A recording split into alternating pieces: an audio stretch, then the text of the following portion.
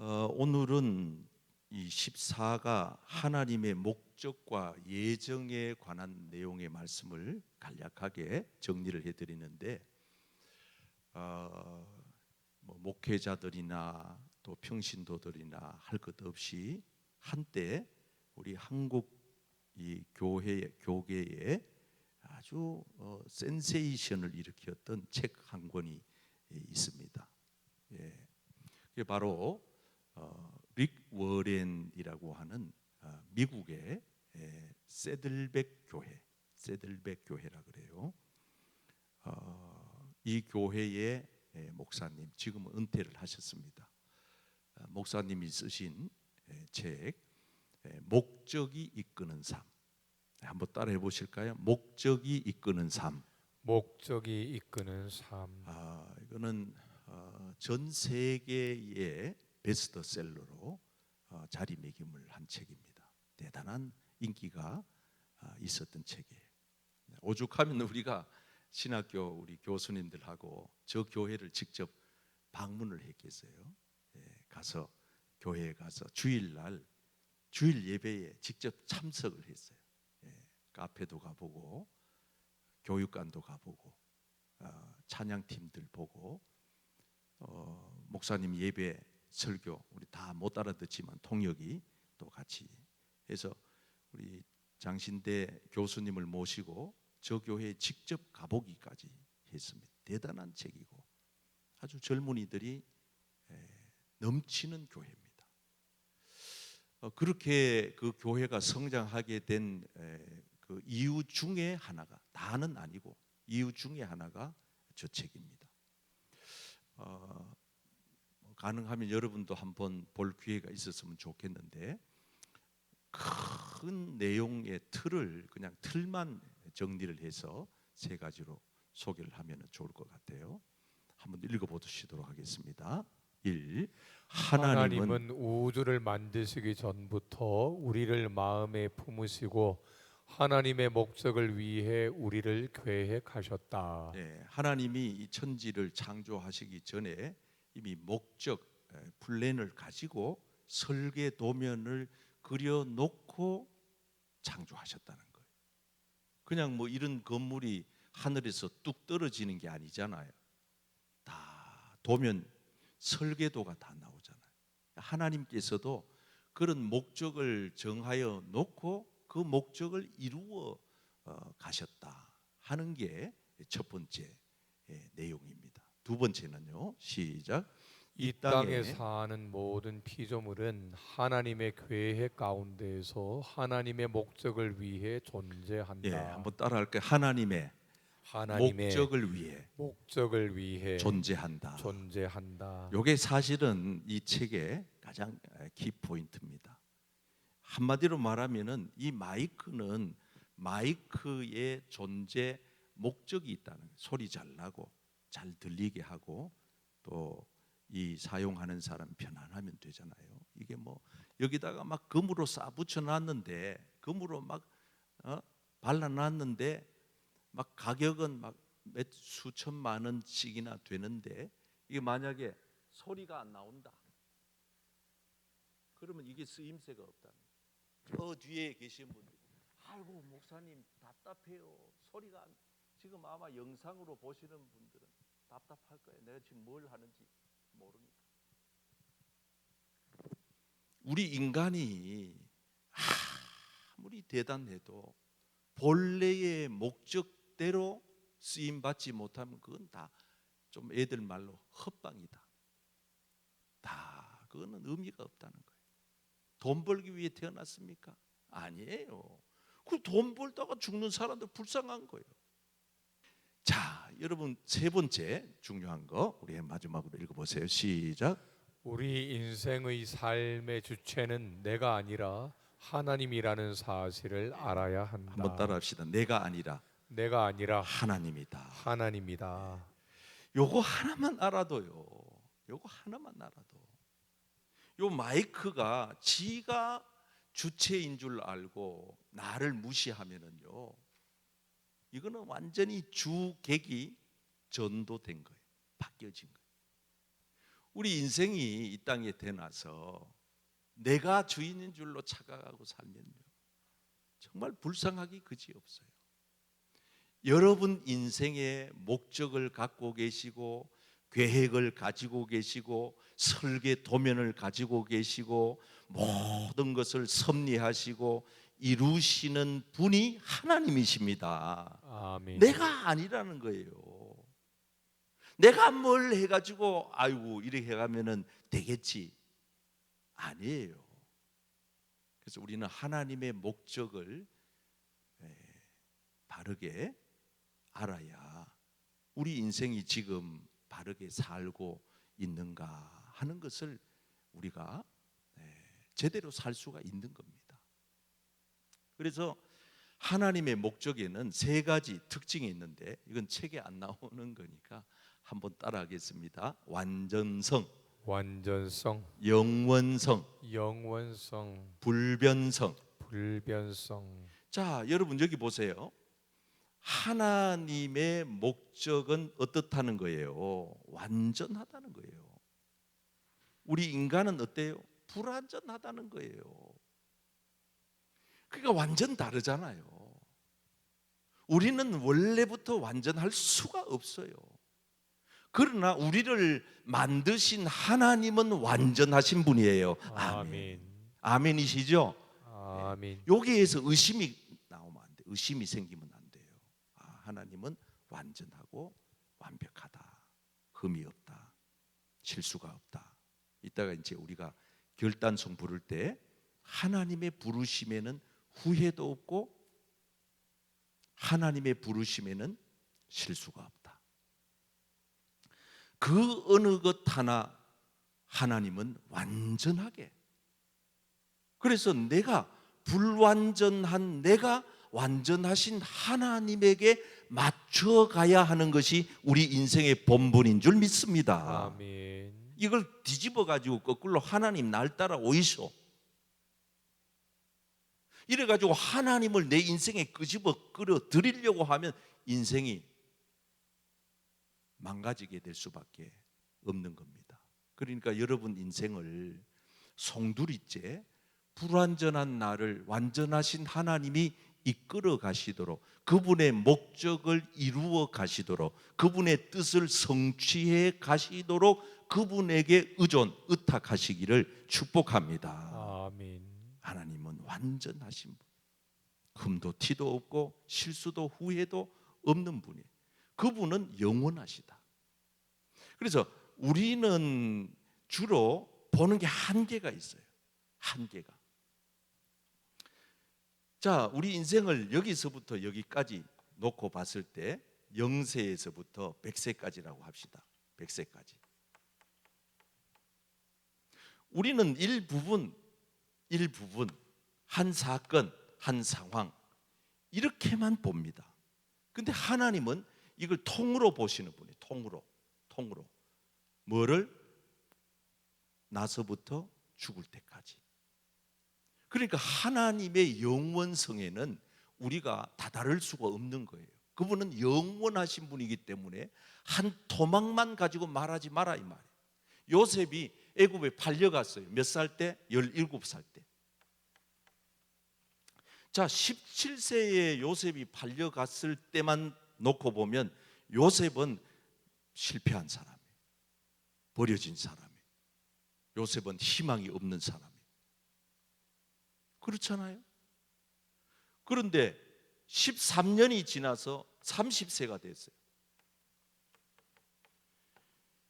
요 13년이라고 하는 과정은 사람이 볼 때의 눈과 하나님이 볼 때의 눈은 다르다 이 말이에요. 17세에 애굽에 팔려간 요셉이 30세가 되어서 애굽의 총리가 되어 있습니다. 요때 기간이 13년입니다. 인간은 그 13년만 놓고 보는 거예요. 그러나 영원하신 하나님은 요셉의 전 생애를 보시고 요셉이 모든 것이 합력하여 선을 이루게 하십니다. 아멘. 이걸 우리는 하나님의 목적, 하나님의 예정, 하나님의 섭리, 하나님의 경륜이라고 하는 거예요. 한번 따라해 보세요. 하나님 목적, 하나님 예정, 하나님 섭리, 하나님의 경륜, 하나님의 뜻. 하나님의 뜻. 자, 이걸 포괄적으로 우리가 이것을 이해를 할 수 있어요. 아, 내 인생이 지금 17세인지 20세인지 25세인지 이걸 내 인생의 상황을 알 수가 있는 거예요. 아, 하나님은 지금 나의 인생을 25살의 시절을 지금 살게 하셔서 30살이 되면 확 인생이 반전이 일어나죠. 인생 역전이 되는 겁니다. 이게 하나님이 가지고 계신 목적이라는 거예요. 하나님이 정하신 목적은 변치가 않아요. 우리는 어제 마음 먹었다 오늘 달라지고, 아침에 마음 먹었다 저녁에 달라지고, 그래서 우리는 작심 3일도 아니라 작심 3시간인데 하나님은 한 번 딱 결정하신 것은 끝까지 가는 거예요. 이 하나님의 목적의 불변성이에요. 자, 성경 몇 군데만 찾아봅시다. 에베소 1장 11절 앞에 자막 보시고 읽겠어요. 시작. 모든 일을 그의 뜻의 결정대로 일하시는 이의 계획을 따라 우리가 예정을 입어 그 안에서 기업이 되었으니. 그의 뜻의 뭐대로 결정대로.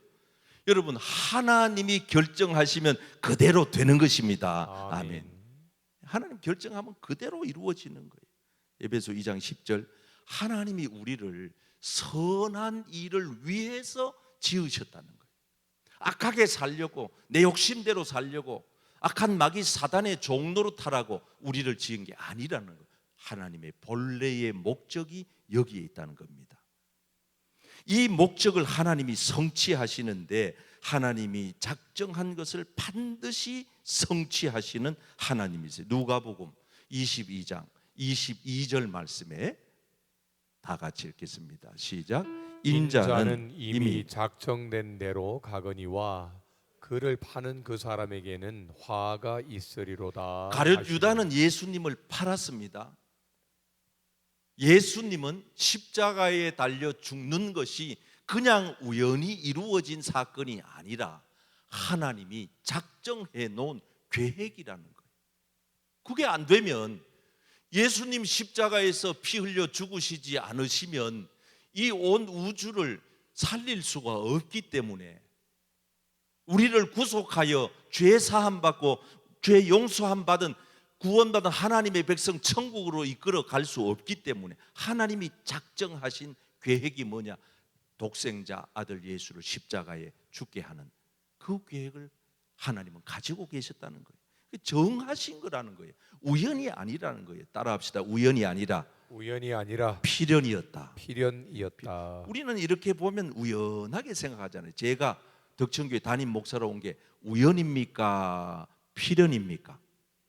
이게 헷갈리면은 그건 우리 교회는 아니에요. 여러분들이 오늘 이 자리에 앉아 있는 것은 우연입니까? 필연입니까? 필연. 이 말의 대답을 어정쩡하게 하면은 아직도 이 하나님의 목적이 뭔지 모르는 거예요. 그래서 우리의 대부분의 우리의 일상생활에 우연을 가장한 필연이 참 많아요. 겉으로 보면 우연한 것 같아요. 옷깃만 스쳐도 인연이라 하잖아요. 그래서 어떤 사람은 그래가지고 만나서 또 결혼하고, 참 신기하지요. 거래처에 갔다가 돈 받으러 갔다가 그 사람하고 결혼하고, 우리 목사님 한 분도 참 희한하게 결혼했다 하더라고. 그 교회 전화했다가 교회 그 사무실에 아가씨하고 결혼을 했다 그러더라고. 우리가 생각할 때는 우연한 것 같지만은 하나님의 입장에서는 그것이 필연이었고 하나님의 계획이었고 하나님의 뜻이었고 하나님의 섭리였고 하나님의 경륜이었다, 그 말입니다. 아멘. 오늘 여러분들이 이 자리에 와 앉아서 예배하고 있는 이 시간은 우연히 나온 것이 아니라 하나님의 계획과 하나님의 뜻 가운데 필연적으로 여러분들이 여기에 오게 됐다는 사실을 깨닫기를 바랍니다. 아멘. 하나님 정하셨다는. 로마서 9장 17절 하나님이 애굽의 바로 왕을, 참 신기하지요. 바로 왕까지 세우신 분이 하나님이라는 거예요. 우리가 생각할 때는 저 이방 나라, 하나님을 믿지 않는 우상의 나라, 저 나라의 왕을, 아니 그 나라가 세웠지 하나님 세웠냐? 이렇게 생각하잖아요. 이럴 때에 하나님의 주권을 인정하지 못하는 거예요. 일부분만, 예수 믿는 사람에게만 비가 오는 게 아니에요. 기도 많이 하는 사람에게만 태양이 비춰지는 게 아니에요. 믿는 자나 믿지 않는 자나 악한 자나 선한 자나 골고루 하나님은 하나님의 통치권을 믿는 사람에게, 기독교 국가에만 정해놓은 게 아니에요. 모든 국가에, 모든 민족에, 모든 사람이 하나님의 주권 속에 있습니다. 아멘. 아멘. 그래서 믿는 자나 믿지 않는 자나 하나님의 그 통치권 안에 있는 거예요. 그래서 바로 왕을 하나님이 세우셨는데 어떻게 세웠느냐? 이 성경 말씀에 보면은 이 사람을 세워서 하나님께서 이 사람을 통해 가지고 내 능력을, 하나님 바로 왕을 통해서 바로의 능력을 보이는 게 아니고 하나님의 능력을 온 천하에 나타내기 위함이라고 말씀하시면서 그 다음 절 말씀에 보면 다 같이 시작. 그런즉 하나님께서 하고자 하시는 자를 긍휼히 여기시고 하고자 하시는 자를 완악하게 하시느니라. 여러분, 하나님이 하시고자 하면 됩니다. 아멘. 하나님이 하지 않으시면 될 일이 없습니다. 안 됩니다. 아멘. 될 수가 없습니다. 그래서 하나님은 하나님의 주권 속에서 하나님이 일하시는데 이 바로 왕을 선택해 가지고 하나님의 능력을 온 세상에 나타내 보이는 거예요. 왜? 바로가 악해야 극적 드라마가 완성되잖아요. 그래가지고 애굽의 군대가 총 출동해가지고 모세의 이스라엘 백성들을 뒤쫓아가야 홍해라고 하는 영화를 보셨잖아요. 만약에 모세가 홍해 길을 건너가는데 애굽의 바로 왕과 그 군대가 쫓아오지 않으면 이 극적 드라마가 완성되겠어요? 하나님은 굳이 바로 왕과 애굽의 군대를 추격하게 하시는 거예요. 하나님이 그 앞에 10가지 재앙을 통해서 무수히 하나님의 살아계심과 하나님의 일하심과 역사와 하나님의 준엄하신 심판을 경험하게 했는데도 눈이 횟가닥 돌아버린 바로 왕은 또 격분해서 뒤쫓아가는 거예요. 왜? 뒤쫓아가는 것을 하나님 눈에서 보면 뭐예요? 죽으려고 환장한 거지. 맞잖아요.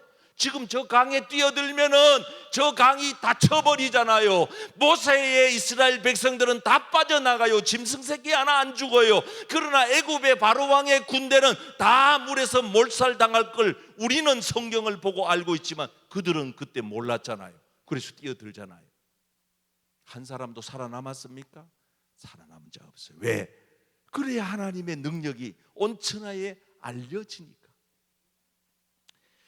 로마서 9장 13절 말씀, 이 사건 앞에 나오는 말씀 보면 야곱은 하나님이 사랑하고 에서는 미워했다는 하나님의 주권적 선택을 말하고 있어요. 한번 읽어보세요. 시작. 기록된 바 내가 야곱은 사랑하고 에서는, 한번 따라서 야곱은 사랑하고 에서는 미워하였다.